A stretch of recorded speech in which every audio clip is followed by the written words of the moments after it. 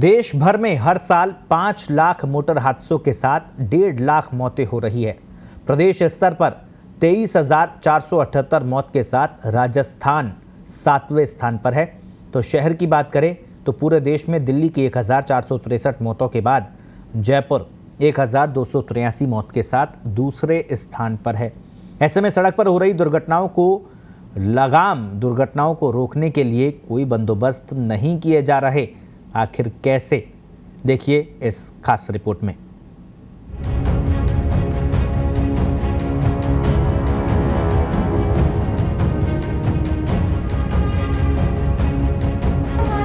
ये आंसू किसी हादसे में बेवजह अपनों को खोने का एहसास है।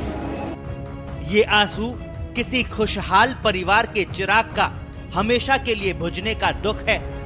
और ये आंसू सरकारी नाकारापन और लापरवाही के चलते हमेशा के लिए मिलने वाला वो दर्द है जिस पर मरहम कोई नहीं लगा सकता। प्रदेश में हर रोज सैकड़ों लोग सड़क हादसे में अपनी जान गंवा रहे हैं। इसकी सबसे अहम वजह सड़कों पर तेज रफ्तार से दौड़ते वाहन, बेतरतीब ट्रैफिक और वो लापरवाह ट्रैफिक पुलिस है जो हमेशा हादसे के बाद ही जागती है। कोरोना का प्रकोप कम हुआ तो मरुधरा की सड़कों पर यातायात दबाव काफी बढ़ गया। सड़क हादसों की संख्या में भी काफी बढ़ोतरी दर्ज की जा रही है। साल 2020 में कोरोना काल के चलते सड़क दुर्घटनाओं में कमी दर्ज की गई थी। वहीं साल 2021 में जनजीवन सामान्य होने पर एक बार फिर से सड़क हादसों में बढ़ोतरी दर्ज की जा रही है। सड़क दुर्घटनाओं में कमी लाने के लिए विभिन्न तरह के जन जागरूकता अभियान चलाने की रूपरेखा तैयार की जा रही है। सोशल मीडिया के विभिन्न प्लेटफॉर्म पर अनेक कैंपेन चलाकर पुलिस लोगों को जागरूक करने का दावा कर रही है। जयपुर ट्रैफिक पुलिस विभिन्न तरह के एनजीओ के साथ मिलकर अधिक लोगों को जोड़ने, यातायात नियमों और उनके पालन के लिए जागरूकता का प्रसार करने का प्रयास करने का भी दावा कर रही है। लेकिन पुलिस के ये सभी दावे अभी तक सिर्फ कागजी ही है। सड़क हादसों की संख्याओं पर नजर डालें तो साल 2020 में 10,080 सड़क हादसे प्रदेश भर में रिकॉर्ड हुए, जिनमें 4,811 लोगों की मौत हो गई। घायलों की संख्या 8,932 है। साल 2021 पर नजर डालें तो सिर्फ जुलाई महीने तक प्रदेश में 11,793 हादसे हुए, जिनमें 5,571 लोग अकाल मौत का शिकार हो गए। घायलों की संख्या 10,929 रही है।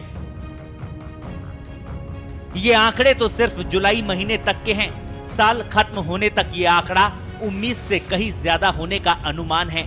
खास बात यह है कि पुलिस विभाग के मुखिया यानी डीजीपी बनते वक्त तमाम पुलिस अधिकारी सड़क हादसों में कमी को अपनी पहली प्राथमिकता बताते हैं, लेकिन सूबे में कई डीजीपी आए और चले गए।